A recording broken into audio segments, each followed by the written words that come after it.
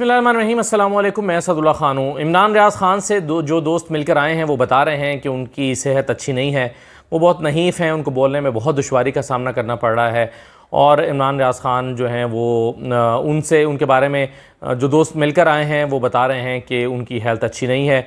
मैंने जानबूझकर उनको फ़ोन नहीं किया, कुछ दोस्तों से उनकी खैरियत दरियाफ़्त की है और हमारे जो दोस्त मिलकर आए हैं वो ये एडवाइस भी कर रहे हैं कि फ़िलहाल उनसे मुलाकात करने से गुरेज़ किया जाए और उनके घर पे एक रश ना लगाया जाए। तो अल्लाह ताला उनको मुकम्मल सेहतयाब करे। उनके टेस्ट वेस्ट हो रहे हैं और उम्मीद करते हैं कि वो ख़ुद भी रिकवर करें, उनकी ज़बान भी पूरी तरह से रिकवर कर जाए। हम उनके लिए दुआ गो हैं, अल्लाह ताला उनके लिए बेहतरी करे।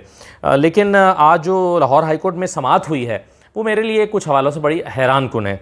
उसमें मुबारकबादें वसूल की जाती हैं लेकिन असल सवाल किसी ने नहीं पूछा। देखिए, इमरान रियाज़ की बाजियाबी के लिए दायर दरख्वास्त पर आज समाअत हुई है। अदालत ने ये दरख्वास्त निपटा दी है। ओबियसली वो तो निपटानी ही थी। Chief justice Lahore high court ने कहा है अल्लाह का शुक्र अदा करें, इमरान रियाज़ खान की बाजियाबी अल्लाह की रहमत से हुई है। इमरान रियाज़ वकील जो हैं मियां अली अशफाक, उन्होंने कहा कि इमरान रियाज़ वापस आने के बाद उनके बाद दरख्वास्त गैर मौसर हो चुकी है। फिर अदालत ने इमरान रियाज़ के वालिद से पूछा कि क्या इमरान रियाज़ खान मिल गया है। Chief justice Lahore high court ने इमरान खान से के वालिद से पूछा। उन्होंने कहा कि जी मिल गया है और ये सिर्फ आपकी वजह से हुआ है। तो चीफ जस्टिस ने कहा कि इज़्ज़त ज़िल्लत अल्लाह के हाथ में है, मैं कुछ नहीं, आप अल्लाह का शुक्र अदा करें। फिर चीफ जस्टिस ने लाहौर हाई कोर्ट जस्टिस अमीर भट्टी ने इमरान खान के वालिद की दरख्वास्त पर जो है वो ये निपटा दी है दरख्वास्त। और आज जो है वो अदालत में एडिशनल IG समेत दीगर अफसरान पेश हुए और ये जो दरख्वास्त है वो निपटा दी गई। अब इसमें सवाल ये पैदा होता है कि कल जो सियालकोट पुलिस के DPO ने कहा था, DPO सियालकोट ने इनफैक्ट कहा था कि इमरान रियाज़ खान बाजियाब हो गए हैं, तो हैरत है, चीफ जस्टिस साहब को पूछना चाहिए था कि इमरान रियाज़ खान कहाँ से बाजियाब हुआ है, कहाँ गायब था, कहाँ गया हुआ था, कहाँ रह गया था, या किसने अगवा किया था। क्योंकि तलत हुसैन साहब ने हमें बताया, आई एम श्योर वो ठीक कह रहे होंगे, वो बड़े सीनियर जर्नलिस्ट हैं, वो गलत तो नहीं कह सकते। वो कह रहे हैं कि इमरान रियाज़ खान किसी के साथ चले गए थे और अपने जानने वाले के किसी के साथ गए थे। अब अगर इमरान रियाज़ खान अपने किसी जानने वाले के पास गए हैं और उन्होंने पूरी कौम को हिजान में मुब्तला रखा है, तो इमरान रियाज़ खान के ख़िलाफ़ भी कार्रवाई करनी चाहिए थी chief justice Lahore high court को, और वो जो उनको ले गया था उसके ख़िलाफ़ भी कार्रवाई होनी चाहिए थी। और फिर ये भी पूछना चाहिए कि वो शख्स जो इमरान रियाज़ खान को उनका जानने वाला ले गया था, जिनसे हाथ मिलाकर मुसाफा करके बकौल तलत हुसैन के वो ख़ुद उनके साथ अपनी रजामंदी से चले गए थे, उसने इनके साथ ऐसा क्या सलूक किया कि उनकी ज़बान काम नहीं कर रही और उनकी हेल्थ काफ़ी ख़राब है। तो ये वो सारे सवाल हैं जिसको चीफ जस्टिस साहब ने मिट्टी पाव पॉलिसी के तहत उठाए ही नहीं है। तो चीफ जस्टिस अल्लाह का शुक्र अदा करने का हुक्म दे रहे थे, हिदायत कर रहे थे और कहते कि अल्लाह का शुक्र अदा करें कि वो घर आ गए हैं, मेरा कोई कमाल नहीं है, बस अल्लाह ने मेहरबानी की है। तो भाई आपका की ज़िम्मेदारी चीफ जस्टिस साहब की ये तो है ना, वो पूछें कि वो बंदा इमरान रियाज़ खान का जानने वाला कौन था कि जो उनको ले गया। इमरान रियाज़ खान को बुला के पूछेंगे आप किस अपने जानने वाले के साथ चुप करके चले गए थे। और तलत हुसैन साहब जो हैं उनकी बात जिसमें जो यकीनन ठीक होगी, मैं कब क्यों डाउट करूँ उनकी बात पे, तो अगर वो ठीक बात है तो फिर वो जानने वाले का सुराग लगाया जाए, और अगर किसी ने अगवा किया था तो अगवाकार का सुराग लगाया जाए। अब DPO सियालकोट ने हमें यह नहीं बताया कि अगवाकार कौन थे और कैसे बाजियाब हुआ है और बाजियाबी का ऑपरेशन कैसे कंडक्ट किया गया। ये इतना बड़ा केस था, इस सिलसिले में तो उनको एक प्रेस कॉन्फ्रेंस करनी चाहिए थी, बताना चाहिए था कि अगवाकार ले गए थे, हमने एक ऑपरेशन किया, ऑपरेशन करके इनको छुड़वाया है और वो अगवाकारों को कैफरे किरदार तक पहुंचाया है। वो अगवाकार जो हैं वो जेल में डाल दिए गए हैं। कुछ तो बताया गया होता, लेकिन इस पर ऐसी खामोशी है कि बुनियादी सवाल सुप्रीम कोर्ट ने भी नहीं पूछा।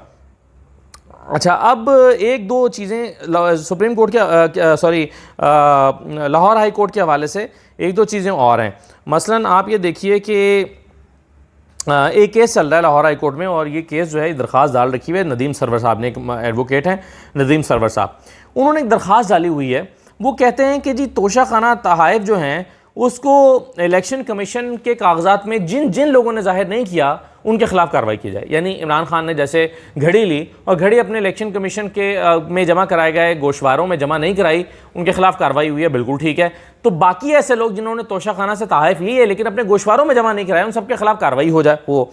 अच्छा, अदालत ने जो है वो इस पर जवाब मांग रखा था कि जवाब इलेक्शन कमीशन जमा कराए कि किन किन लोगों ने अपने गोशवारे तोशाखाना से तहाइफ के बगैर जमा कराए हैं। यानी तोशाखाना से तहाइफ लिए हैं मगर गोशवारों में जमा नहीं कराए। अब आप दिलचस्प बात ये देखें कि अदालत ने इलेक्शन कमीशन के वकील को तहरीरी जवाब जमा कराने की एक और मोहलत दे दी, और अदालत ने इलेक्शन कमीशन को 2 अक्टूबर तक की लिए मोहलत दी है, अदालत ने जवाब दाखिल ना कराने पर वकील इलेक्शन कमीशन की सरजनिश कर दी। आपने अदालतों का मजाक बनाया हुआ है। चीफ जस्टिस साहिल कामरान शेख ने कहा 1 महीना हो गया इस दरखास्त पर जवाब नहीं दिया जा रहा। यानी इलेक्शन कमीशन 1 महीने से बता ही नहीं रहा कि वो कौन कौन से सियासतदान हैं जिन्होंने तोशाखाना से तहाइफ तो लिए हैं लेकिन उसको अपने कागजात में डिक्लेयर नहीं किया।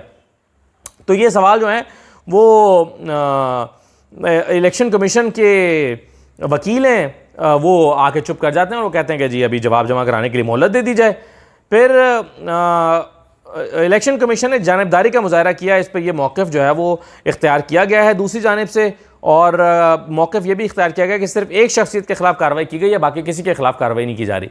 यानी अगर ये केस खुल जाता है और अगर इलेक्शन कमीशन वो फहरिस्त दे देता है कि कौन कौन से सियासतदान ऐसे हैं जिन्होंने अपने तहाइफ तोशाखाना से लिए हुए तहाइफ जो है अपने कागजात में डिक्लेयर नहीं किए, तो फिर आप जानते हैं कि सारे ही इसमें तमाम बड़े सियासतदान नाहल हो जाएंगे। जैसे इमरान खान को नाहल किया, सज़ा की डाली और अटक जेल में डाला हुआ है, ऐसे तो नवाज शरीफ भी अटक जेल में जाएंगे, मरियम भी जाएंगी।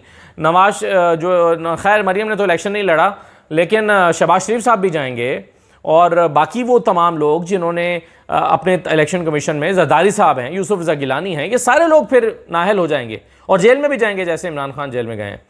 तो ये इलेक्शन कमीशन जानिबदारी का मुजाहरा कर रहा है। एक तरफ उन्होंने इतनी रेफरेंस भेज दिया और कहा कि इनके खिलाफ कार्रवाई की जाए, सिफारिश की क्रिमिनल प्रोसीडिंग्स की सिफारिश की गई, और दूसरी तरफ वो चुप कर गए और जवाब ही नहीं दे रहे। क्यों नहीं दे रहे भाई? इलेक्शन कमीशन क्यों नहीं बता रहा कि नवाज शरीफ साहब ने तोशाखाना से कौन से तहाइफ लिए हैं, और क्यों नहीं बता रहा इलेक्शन कमीशन के उन्होंने कि कौन कौन इसमें शामिल है और कौन कौन उस तरह से ही जो मुजरिम है जिस तरह से इमरान खान मुजरिम है। तो ये तो इनको बताना चाहिए। अच्छा, तीसरी बात भी लाहौर हाई कोर्ट से ही मुतल्लिक है, या लाहौर की अदालत से मुतल्लिक है, लाहौर हाई कोर्ट से नहीं। इंसदाद दहशतगर्दी लाहौर है। सनम जावेद जो हैं उनको कल सनम जावेद समेत 9 लोगों को जो है वो छोड़ा गया था। उनके मचलके भी जमा हो गए थे, रूपकार भी आ गई थी। लेकिन कल हुआ ये था कि जब इनकी रिहाई होनी थी और इन तमाम 9 अफराद को लेने के लिए इनके घर वाले जेल पहुँच गए, तो उसी दौरान बहुत बड़ी तादाद में पुलिस नफरी भी आ गई। तो अहले खाना को पता चल गया कि ये तो इनको दोबारा गिरफ्तार करने की तैयारी है। तो अहले खाना ने फिर जेल हुकाम से कहा कि आप अभी इनको रिहा ना करें, क्योंकि अगर अभी आपने रिहा किया तो ये इनको दोबारा पकड़ के ले जाएंगे। खैर वही हुआ, पुलिस ने उनको कस्टडी में लिया है और इंसदाद दहशतगर्दी की अदालत में आज पेश किया है। और बताया गया है मुलजमान में जो सनम जावेद हैं, अफशां तारिक हैं, आशमीना शुजा हैं और शाबानो गोरचानी हैं, इनको पेश किया गया है। और दीगर मुलजमान में मोहम्मद कासिम, अली हसन, मोहम्मद मुबीन कादरी और सैयद फैसल अख्तर हैं। और बताया गया है कि राहत बेकरी चौक में जो गाड़ियाँ चलाई गई थी ये उनके मुजरिम हैं। राहत बेकरी चौक में जब 9 मई को हमला हुआ था तो इन्होंने राहत बेकरी के चौक में गाड़ियाँ जलाई थी, पुलिस की गाड़ियाँ इन्होंने जलाई थी। अदालत ने सनम जावेद और दीगर समेत 8 मुलजमान को शनाख्त परेड के लिए जेल भेज दिया गया। जी ठीक है, जाएँ जेल में ले जाएँ इनको और शनाख्त परेड करें कि क्या ये वही लोग हैं जिन्होंने पुलिस की गाड़ियाँ जलाई थी। तो यूँ हुआ है जनाब, आज इनको फिर पुलिस की गाड़ियाँ जलाने में अदालत को ये बताया गया है कि इन्होंने चूँकि गाड़ियाँ जलाई थी तो इसलिए इनको हम दोबारा गिरफ़्तार करना चाहते हैं, गिरफ़्तार हमने किया है और इसलिए इनको रिमांड दे दिया जाए। तो अब देखें इनका क्या बनता है और कब रिहाई दोबारा अमल में आती है। अच्छा, एक और ख़बर देख लीजिए, शेख रोहील असगर, शेख रशीद तो खैर बेचारे पता नहीं कहाँ हैं, वो भी लापता हैं, वो भी किसी जानने वाले के साथ चले गए हैं मेरा ख्याल है। लेकिन शेख रोहील असगर और जावेद लतीफ़ साहब आमने सामने। शेख रोहील कहते हैं कि ये बड़ी अहमकाना बात है, जावेद लतीफ़ साहब ने जो बात की है ये बड़ी अहमकाना है। वो कहते हैं कि जी अक्टूबर में कौन सी शादियाँ होती हैं जो ये कह रहे हैं कि शादियों की वजह से हम उनका इस्तकबाल नहीं करेंगे। उन्होंने कहा कि रास्ते में कोई अस्पताल भी नहीं है और शादी हॉल भी नहीं है, तो ये कौन सी बात कर रहे हैं। तो उन्होंने लफ्ज़ इस्तेमाल किया है कि जावेद लतीफ़ ने अहमकाना बात की है, शेख रोहील असगर कह रहे हैं। और फिर वो कहते हैं कि अभी कोई पॉलिसी का ऐलान हुआ ही नहीं है कि उन्होंने कहाँ आना है, कहाँ से जाना है, कैसे जाना है, कहाँ बैठना है, जलसा करना है। अभी तो कोई उनका जो नवाज शरीफ साहब है उनका कोई ऐलान ही नहीं हुआ, पॉलिसी नहीं बनाई गई। शेख रोहील असगर कह रहे हैं अभी तो पॉलिसी नहीं बनाई गई। वाज़ेह है कि शेख रोहील असगर अभी लंदन में नवाज शरीफ साहब से मिले हैं और जो मीटिंग्स हुई हैं उसमें शरीक रहे हैं। तो वो कह रहे हैं कि अभी कोई पॉलिसी ही नहीं पता है कि उन्होंने जब आना है तो फिर कहाँ जाना है, उनका इस्तकबाल एयरपोर्ट पे होगा या वो मीनार पाकिस्तान जाएंगे और कैसे जाएंगे, गिरफ्तार होना नहीं होना। तो वो कह रहे हैं कि अभी तो कोई पॉलिसी का ऐलान ही नहीं हुआ। तो जावेद लतीफ़ अहमकाना बात कर रहे हैं। अच्छा, अब कल जो सरफराज बुगटी साहब ने कहा है, उन्होंने कहा कि अगर अदालत इनकी ज़मानत कैंसिल करती है तो इनको गिरफ्तार करेंगे, और गिरफ्तार करने के लिए कोई बहुत बड़ी फ़ौज नहीं चाहिए। वो एयरपोर्ट पे आएंगे और एयरपोर्ट पे उनको गिरफ्तार कर लिया जाएगा। फिर उन्होंने कहा कि मॉब को इकट्ठा नहीं होने दिया जा सकता। अब इस बयान को आप दो हवालों से देख सकते हैं। एक तो उन्होंने ये इशारा दिया कि नवाज शरीफ साहब ने गिरफ्तार होना है, और दूसरा उन्होंने ये इशारा दिया है कि जैसा नून लीग प्लान बना रही है कि हमें इस्तकबाल, यानी नून लीग को अब जस्टिफिकेशन मिल जाएगी। वो चाहती ही नहीं है, नून लीग खुद भी नहीं चाहती वैसे कि वो एयरपोर्ट के हुदूद में या एयरपोर्ट के करीब इस्तकबाल करने के लिए कारकुन आए। ज़ाहिर है हुदूद से बाहर ही आएंगे ना इस्तकबाल करने के लिए, तो नून लीग नहीं चाहती, क्योंकि मैंने आपको पहले भी बताया था कि एक्सपोज हो जाएंगे, इतनी बड़ी तादाद में लोग आएंगे नहीं इस्तकबाल करने के लिए एयरपोर्ट पर। इसलिए उन्होंने ये बहाना बनाया और कहा कि जी आप मीनार पाकिस्तान आएँ, वहाँ पर इस्तकबाल करें, मीनार पाकिस्तान डायरेक्ट आएँ। अब ऐसी सूरत में इनके पास एक और जस्टिफिकेशन आ जाएगी, क्योंकि इंतज़ामिया ने कह दिया है कि हम आपको इजाज़त ही नहीं दे रहे कारकुनों को लाने के लिए, तो फिर इस वजह से हम कारकुनों को लेकर ही नहीं आ रहे मीनार पाकिस्तान पे। हालांकि इससे पहले इन्होंने जो जलसे, जुलूस, रैलियाँ या लॉन्ग मार्चेस किए हैं, उसमें किस इंतज़ामिया की इजाज़त से किए हैं। तो ये सरफराज बुगटी साहब की कल की जो महर बुखारी के साथ गुफ्तगू है वो बड़ी इंपॉर्टेंट थी। अच्छा, शहबाज शरीफ साहब ने अपने रहनुमाओं से, पार्टी रहनुमाओं से कहा है कि मुल्क छोड़कर मत जाएं। नवाज शरीफ साहब वापस आ रहे हैं, उनका इस्तकबाल करना है, मुल्क छोड़ के ना जाएं। हालत यह है कि शहबाज शरीफ को अपने लीडर्स से खुद कहना पड़ रहा है कि मुल्क छोड़ के मत जाएं या मुल्क से बाहर मत जाएं। हालांकि रहनुमाओं को तो एक्साइटेड होना चाहिए, खुद इतना जज्बाती होना चाहिए कि भाई नवाज शरीफ साहब आ रहे हैं, सारे प्रोग्राम कैंसिल है, नवाज शरीफ आ रहे हैं, प्रोग्राम कैंसिल है।